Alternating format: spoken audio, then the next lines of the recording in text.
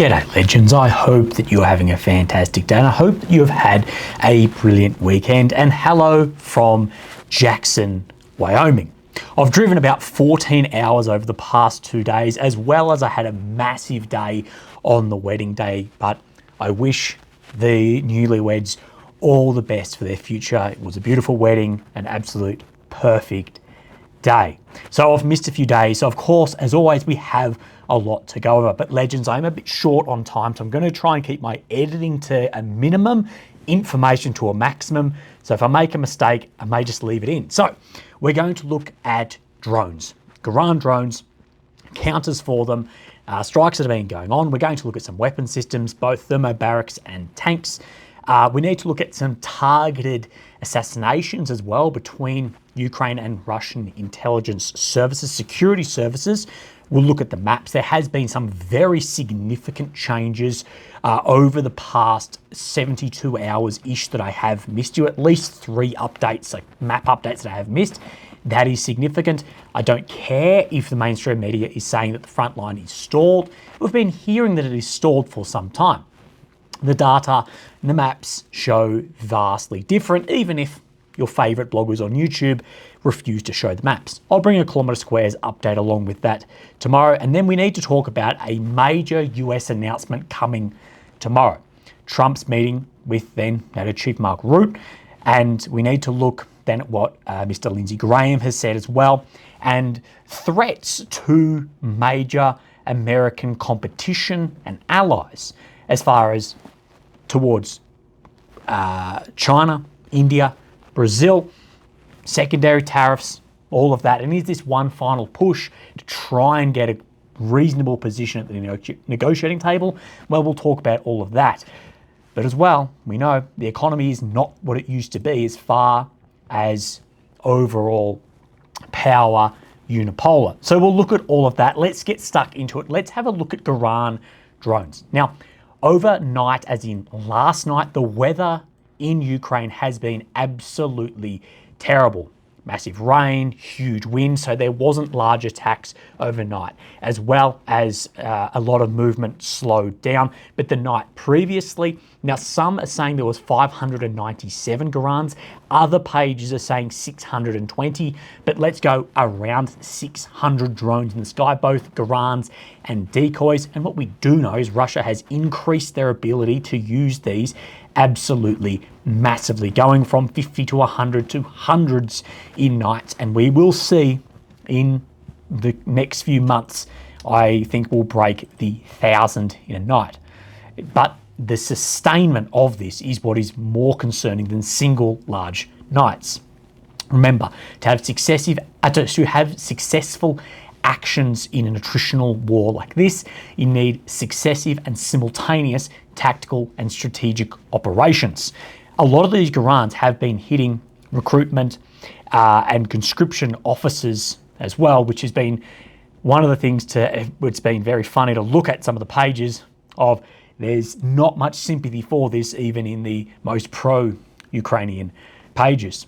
Now, there has been video released of a Rheinmetall Skynex system. This is, I believe, a 35mm exploding warhead machine gun to take out then a Garand drone. And we see this weapon system here, of course, German company Rheinmetall.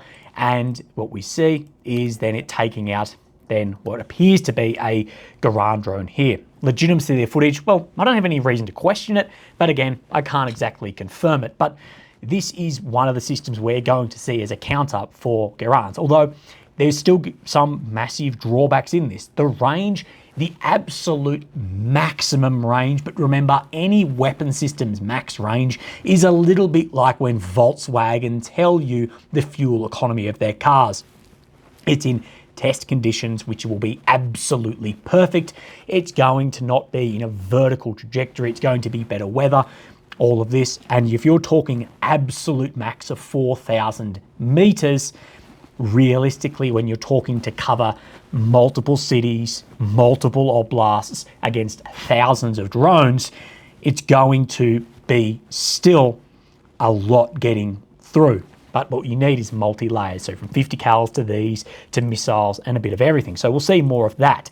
Now, we speak a lot about Russia's paint-by-numbers tactics at the front line of holding troops in place with drones, breaking through defences with then glide munitions, and then against remaining positions, hitting it with TOS. Now, of course, the most known system is the TOS-1 multiple launch thermobaric. We've also then seen the TOS-2, and we know that TOS-3 has been in development. The biggest drawback with the TOS-1 has been that is within range of most drones. So we have seen some of those taken out. It's very dangerous to employ that. We do have footage here, which is showing TOS-3 aboard a Russian T-80 hull firing on positions. Now, exactly where this is, I do not know. If you see it, please let me know where it is. But of course, it's classified range on these, but we believe it's somewhere around the 15 to 20 kilometre range, which sits at that very extreme end of FPV drones. Most operate within that. Yes, some operate beyond that, but not every single type. So you can employ it more safely somewhat. Now, of course, what we have seen is turtle tanks on the battlefield, and we do see a turtle tank taken out here. And apologies, I've actually got the wrong footage saved here. I'll show you the other part of footage, but it is said that this Russian turtle tank, or Blyat-Ban, whatever you'd like to call it, it's said that it took 60 FPVs. And this is a true testament to the, if it looks silly, but it works, it's not silly. And this is why we are seeing tactics getting copied one way or the other when something works, from motorcycle operations, which is never actually silly whatsoever, but to other tactics being employed, and strapping on every bit of EW kit, every bit of extra armor you can put on a position on a vehicle like this, operating behind the line to try and get troops into place or logistics. Now, we have seen targeting over this war from intelligence agencies, security agencies, against a whole range, from politicians to collaborators to propagandists, to who propagandists at the end of the day. A lot of this is still civilians. I've been very critical of a lot of targeted assassinations in this. The most infamous of these is Daria Dugin. It doesn't matter what you think of her. It doesn't matter what you think of her father.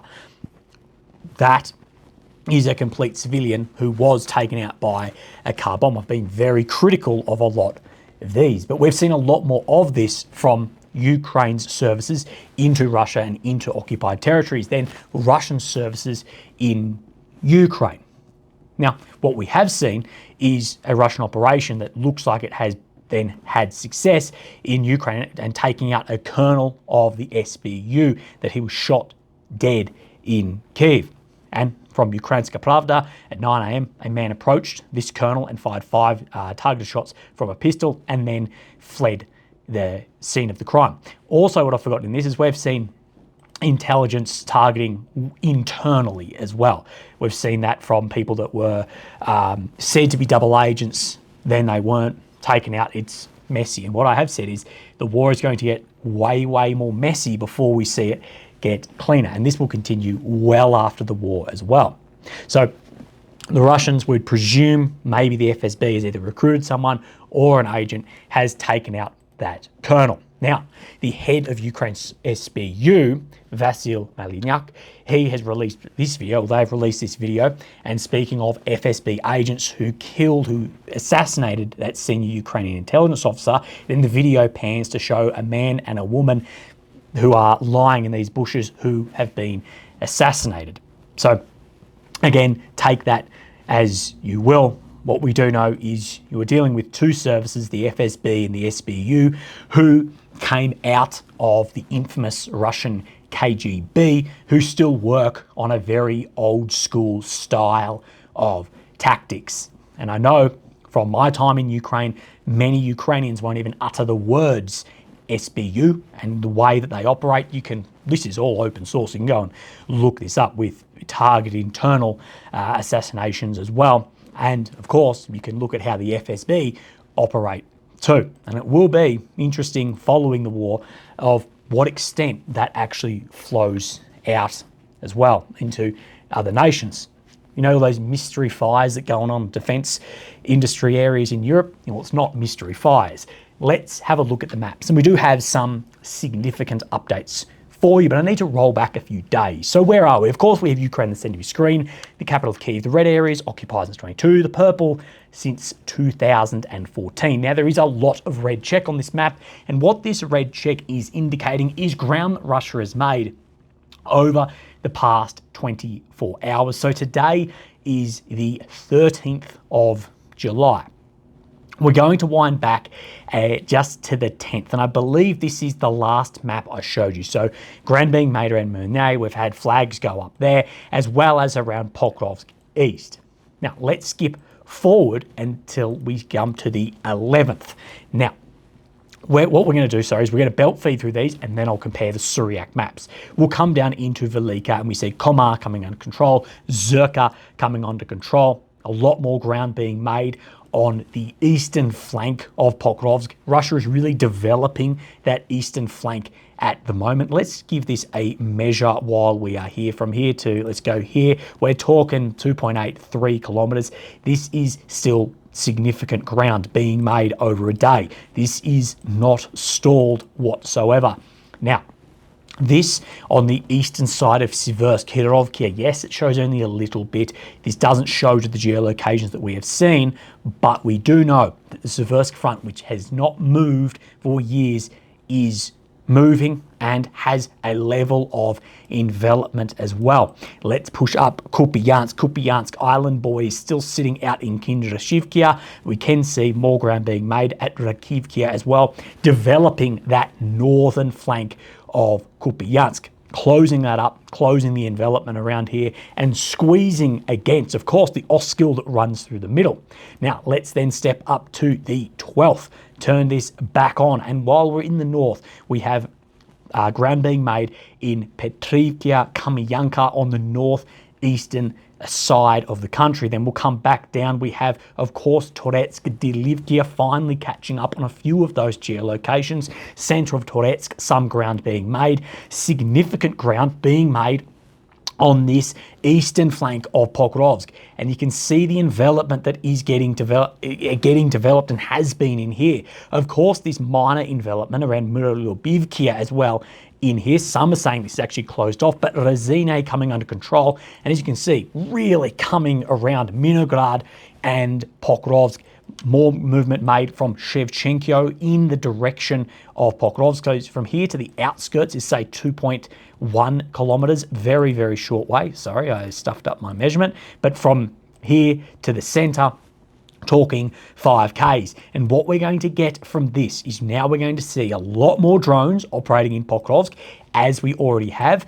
But as this extends on the eastern side, these last logistical routes are going to come under more drone control, and it's going to become more and more costly to hold Pokrovsk. And what we'll see is exactly what Russia has been doing, because they are fighting an attritional war first, and territorial goals second. What they will do, they'll hold these flanks, they'll target the logistics, they'll hold in Pokrovsk, and we will see FAB glide bombs and TOS employed through Pokrovsk. And then we zoom out. I believe that's everything we have for the 12th. And then we will step up to today, the 13th. Click on this, and again, you can see significant red check. Of course, we can see Terny frontline, this area, I call it, Russia expanding control there. Exactly like we thought that we would see. This makes sense as per the doctrine. Reach an area to Karpivkia, hold that, expand it to make sure that you're not going to get cut off, and this area in here, try and form more attritional style war in here. Now, I think, did I miss a update in this sector just here? Maybe it was on the other day. I think, when did that move?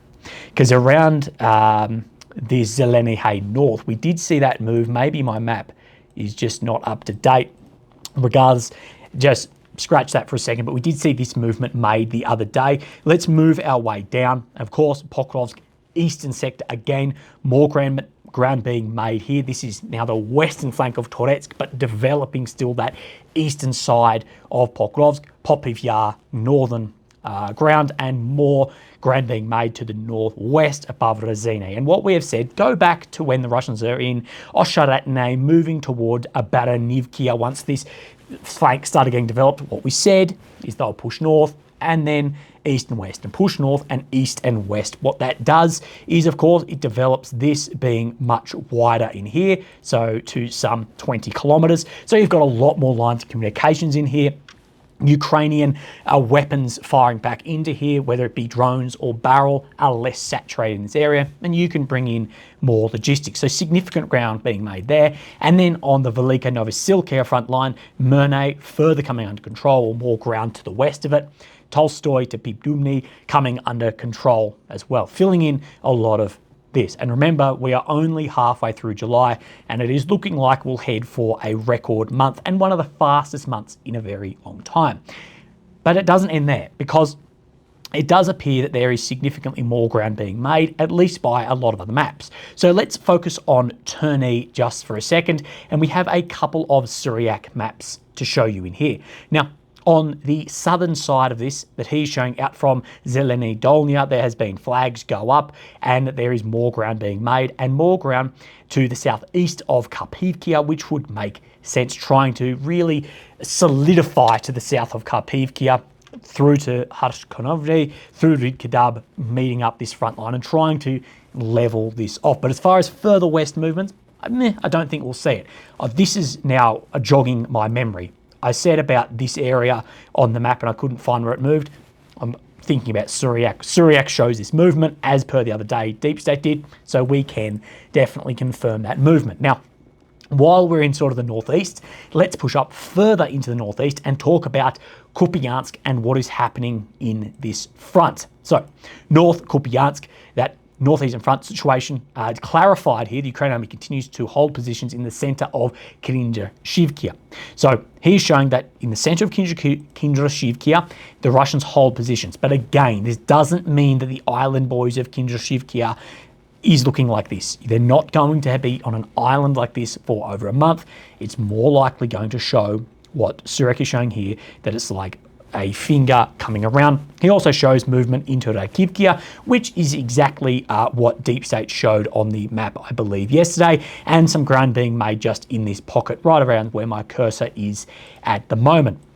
Let's come further northeast in here, and we have where this map just showed from the north of Petrokivkia coming under control, and we have, of course, where the Russians have crossed further north of here in Milove also. And this was a very recent update. This only came through 10 minutes before I started recording, that he shows further movement being made in and around this sector as well as that the Russians are continuing to expand in the direction of Katnie as well out of here. So will we see the Russians continuing to expand in this northeastern front? Well, we will see. It is a very good area to hold Ukrainian forces. Thin out the manpower and try and hold them up here while your main objectives are being completed down and around Pokrovsk, Velika, and further south also. So we've gone north, let's go further north. Again, let's talk about Sumy, Kursk. Of course, Kursk in Russia, where Ukraine had now its infamous offensive across into here, and now Russia has pushed back into Ukrainian territory. So it can be a little bit unclear to know exactly what is happening in here. A lot of maps showing vastly different. Let's start on the western side of here around Tyatkino, where a couple of weeks back it looked like the Russians were basically surrounded. Now, Surak is saying this. During the last 5 days, the Russian army managed to recapture the remaining parts of Tyatkino, reaching the border with Ukraine from this axis again. So according to his map, Ukraine has been pushed out of Tyatkino, what is shown as grey zone here. Again, wait out on that. We have a higher threshold because we want to get things at least as correct as we can. And if we are incorrect, well, we'll correct it as we go. It's impossible to know. Legitimately, the MODs won't exactly know where the border is. And they also won't exactly know losses either, except at the other side. They, of course, you know that. In 30-kilometre barrel artillery firing, you know exactly how many people that wounded. During the last weeks, Russian army managed to consolidate its positions on the northern edge of Milopilia. So we can see Milopilia down in here. That he's saying down in this sector, that the Russians have got some more positions. And just on, map has frozen slightly. in and around this Kinrakivka area that there's been localized assaulting in here. Again, it's too hard to know exactly what has moved in here, but we did know Ukraine had successful advancement in here.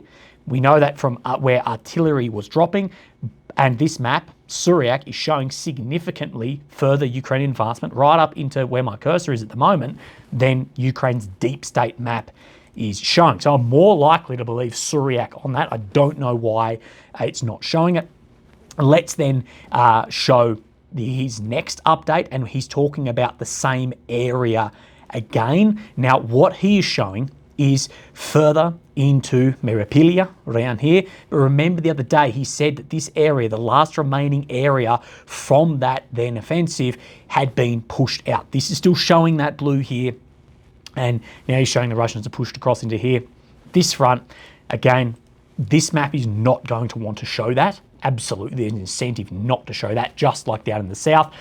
But again, we never ever know. Wait till we get geolocations, other map confirmations, and we'll have a further, better idea exactly what is happening on that front. Now, let's move our way back down. We've done Pokrovsk, we've done Velika. I believe we do have, oh, we haven't done all of Pokrovsk. We'll move our way right down into the south. Sorry, I was thinking about the deep state map, of course, but we're trying to now compare maps. Now, we are getting more and more geolocations of the Russians moving through Kamyansk in Plavne. And we can see Suryak map here showing in this direction, really across here where the grey zone is showing. The Russians are expanding their control, levering off the Dnieper River. This should be one of the easiest areas for Ukraine to defend, and that movement can tell us a lot. Now, let's move into Velika. Of course, we had seen that movement over the past days that I have showed you. And again, you can see today this further expansion of control. We had, of course, Suryak showing similar levels, Mernay, Tolstoy coming under control, further movements to the north of Shevchenko in his first update, and then his second update showing that Mernay down to Ferivkia is getting enveloped in here, and further developments as well, further to the north into Zelene Hay as well. So further just exploiting those advancements. And what is happening is when these front lines close up and those prongs then meet, not only does it exploit kilometre squares, it then condenses forces and can push off. So this is what I've been saying for the last few weeks, is I believe, and we've seen this on the maps, now we're starting to see it, is we have seen axes starting to be exploited into large kilometre squares. And I think once we see from Mernay down to Shevchenko come under control, Oleksivkia come under control, and some further movements like in here, that's where we'll get those record kilometre squares for the months. And then we'll see it explained away somehow by the times. Pokrovsk, eastern flank, Suryak map showing more advancements in these directions here, out from Koptieve area too, but also showing that Ukraine made some territory back around this sector in here. Although it wasn't shown on this map to begin with, it's still showing behind where it is. That was in his first update. Second update here, we have further expansion of control out of Razene, coming out right where the grey zone is in here. So again, getting on that northern side of Pokrovsk and Minograd. And this is the danger, is now the Russians are significantly north. So if we take from the center of Pokrovsk here to try and get in line with where the Russians are, that the Russians are some, say, 13 kilometers to the north of Pokrovsk, and will continue like they always have done, is build the flanks, hold the flanks, trick due to logistics and drones, destroy, you have a costly withdrawal, and then they'll close it up. And this is what we've seen before, and it's what is likely going to happen again. Why? Well, because it has been working. Now, we saw those movements, see these movements around Torets today, we saw them when I showed you back on the days too, and we can see more of this ground being made on this, the western side of the eastern flank of Pokrovsk, getting developed today. We see it on the Suryak maps as well. We're not going to nitpick exactly Chassiv Yar. There's no movement on this map. Suryak He just released this. It was another map that came out 10 minutes before I started filming, just showing, see where the canal is here, right in here, that the Russians have made control up to there. A little bit hard when we have so many updates to get exact, but next days, I'm here for a couple of nights. I'll try and do my very, very best. Now, I'm in the US, said that the US is going to have a major announcement tomorrow regarding weapons to Ukraine and potentially sanctions and secondary sanctions as well. Again, how much of a game changer do I think this is? Well, everyone talks about it as game changing, but I'll give, I guess, my conclusion. Ukraine's biggest issue is first and foremost manpower, and regardless of what weapons are deployed, it's not going to fix that. What I think this is to try and persuade Russia to ease up somewhat on their requirements for ending the war, trying to go sort of all in, balls to the wall, and seek the best possible negotiated settlement for Ukraine and show Putin and display we're here for the long run and it will be significantly more costly if you try and do this militarily. Because what Russia is basically saying is, if we can't do it diplomatically, of taking those 4 oblasts, if we can't do it diplomatically, we will do it militarily. But we know that comes with a major cost. And what the US and NATO are trying to show is that cost is going to be significantly more. But again, we don't know exactly internal calculations in the Kremlin, because they may be looking at manpower numbers and looking at their own losses and going, well, from the media zona numbers that we see, as well as the armour losses, it looks like Russia's taking less losses with larger amounts of ground being made. Don't listen, at least I'm not listening to Rubio's claims around soldier attrition rates, but even with the attrition rates released, Russia is likely, highly likely, in a positive rate of attrition compared to Ukraine. Yes, they may be losing more, I don't know. They may be at 1-to-1, again, we don't know. But it's definitely not a 4-to-1 at this point in time, and it needs to be more than that 4-to-1 not to be neutral. But what skews that 4-to-1 more is Russia's having more an easy time recruiting too. So it becomes much more difficult. We went over that in another video, but I think this is more of a, Trump's actually conducting a bit of a real politic here, which is politics by military means, and conducting politics and diplomacy negotiation with Putin through military deployment of systems potentially into Ukraine. How much difference will that make? Well, again, we'll see. We see this from Reuters. Trump, for the first time since returning to office, will send weapons to Kyiv under a presidential power frequently used by his predecessor, Mr. Joe Biden, a move suggesting new interest by the president in defending Ukraine. But this is from sources familiar with the decision. What we see, so much of this is of unnamed sources. So it does, to me, scream White House preparing the public for it. More than 3 years after Russia's invasion of NATO, Trump team will identify arms from US stockpiles to send to Ukraine under the Presidential Drawdown Authority, with one saying it could be worth around $300 million. Realistically, $300 million in this isn't that much. How much money would someone need to send to Ukraine to make a real difference on the front line?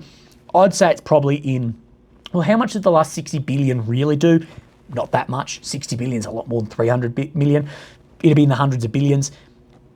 Trump's very, very unpopular at the moment, with the US completely changing its position on the Epstein files and destroying its credibility internationally with those. I'm going to do a separate video on that, losing soft power. Like, how must you feel of being another state looking and going, you literally had a pedo island that you've covered up and you want to work with us on tariffs? But this continues. It could include defensive Patriot missiles and offensive medium-range rockets, but a decision on the exact equipment has not been made. One of the people said this happened in a meeting on Thursday. So far, Trump administration has only sent weapons authorised by former Joe Biden, who is a staunch supporter of Kyiv. Presidential Drawdown Authority allows the president to draw from weapons stocks to help allies in an emergency. But Trump is still worried, as we hear, about America's stocks. Now, tomorrow, what have I done?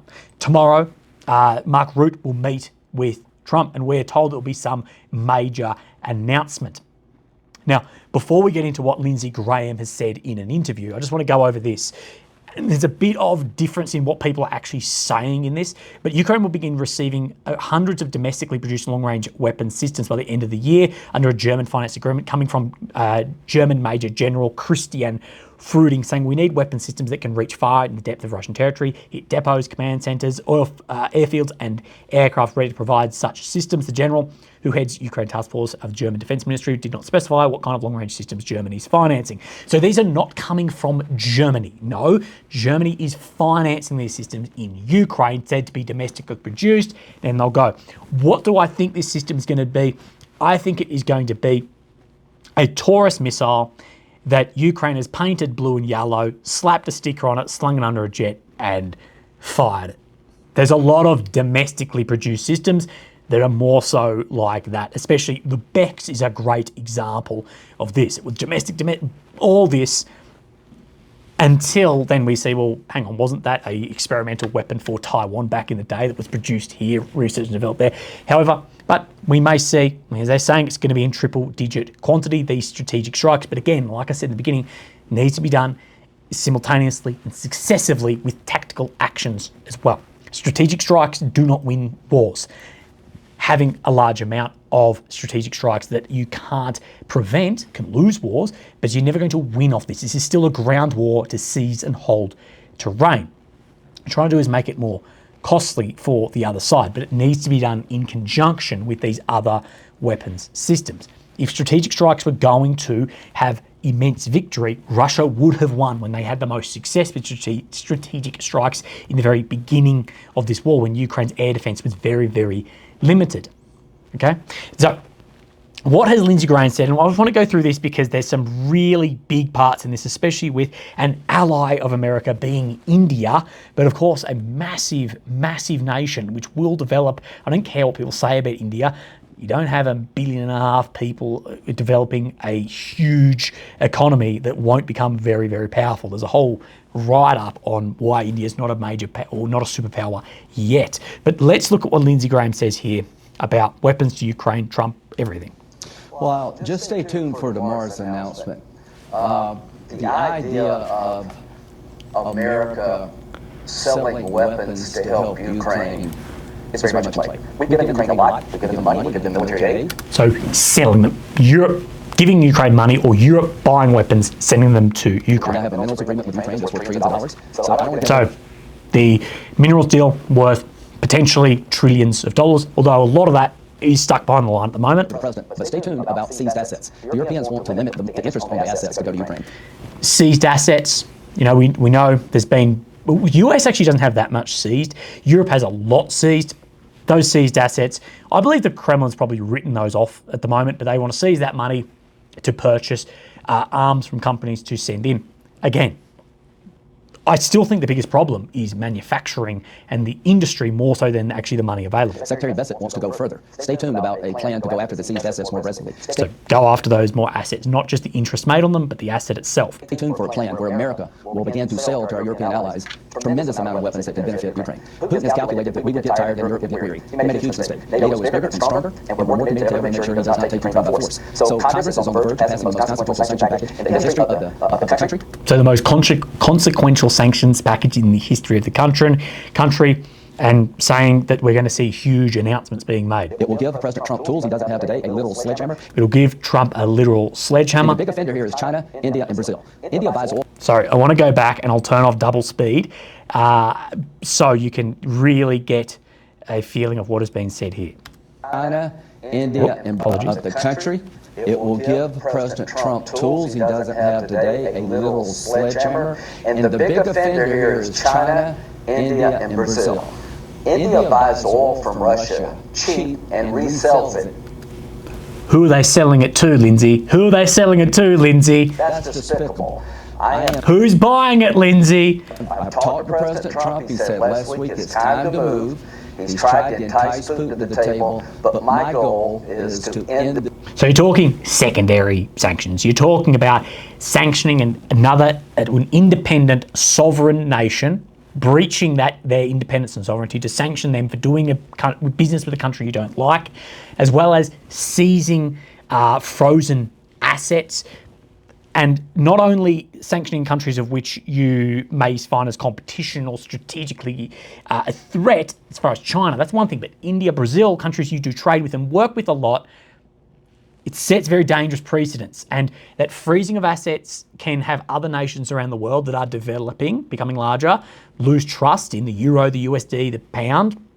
And these secondary sanctions too, well, that can absolutely bloody dial up the PSIs on the turbo and give a boost to these countries going, well, then we're going to fucking de-dollarize if you're going to weaponize it against us. Would this not, for these economic alliance countries like BRICS, if you start sanctioning India for buying crude, or sanctioning Brazil on export of agriculture, whatever, or China on X or Y, is this not maybe the incentive they need to go, right, well, we're finally done with it? And the power of the USD is not what it was back then. The USD is still incredibly powerful. America is still incredibly powerful, but it's not what it used to be.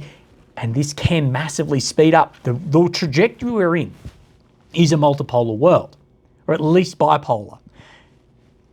But I think so many things we've done has sped that up. I think losing the soft power, I think US actions in the Middle East has sped up the reduction of soft power by 50 years. I think the US and this in legitimately hiding a pedo island, including all of its elite, that has sped it up another 50 years. And secondary sanctions on nations, some of which you're very friendly to. How would Modi, Narendra Modi, the leader of India, be feeling seeing this war? And the only way you're going to end this war is to get people who prop up Putin, make them choose between the American economy and helping. So those who prop up Putin, make them choose between the American economy. Have one negotiator, and that's going to be. And that the only negotiator is going to be Trump. Flexibility to end this war. China, India, and Brazil, you're about to get hurt big time. China, India, Brazil, you're about to get hurt big time. Let's continue on this. And this congressional package that we're looking at would give President Trump the ability to impose 500% tariff on any country that helps Russia. So the threshold of helping, like, yeah, it's India is buying crude. Okay, that can be helping, but any country, so it could be European states, whoever, a 500% tariff on that.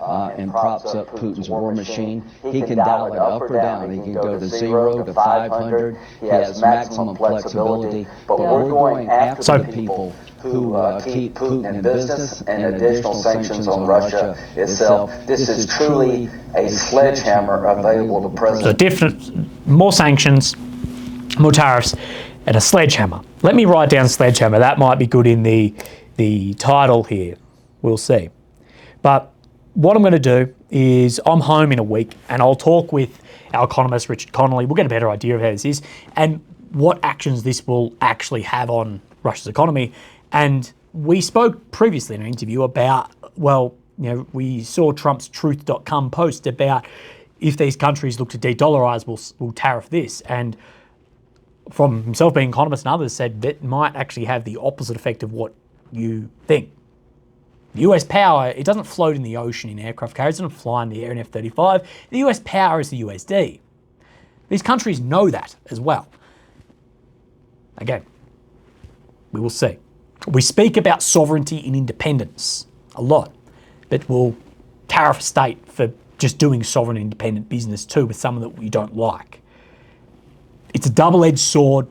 It's never truly going to be there. And that is the tragedy of great power politics. And if people understood if that's how great power politics works, you may have a very different vision on how wars from the Middle East to here are influenced and carried out and, what's the word I'm looking for?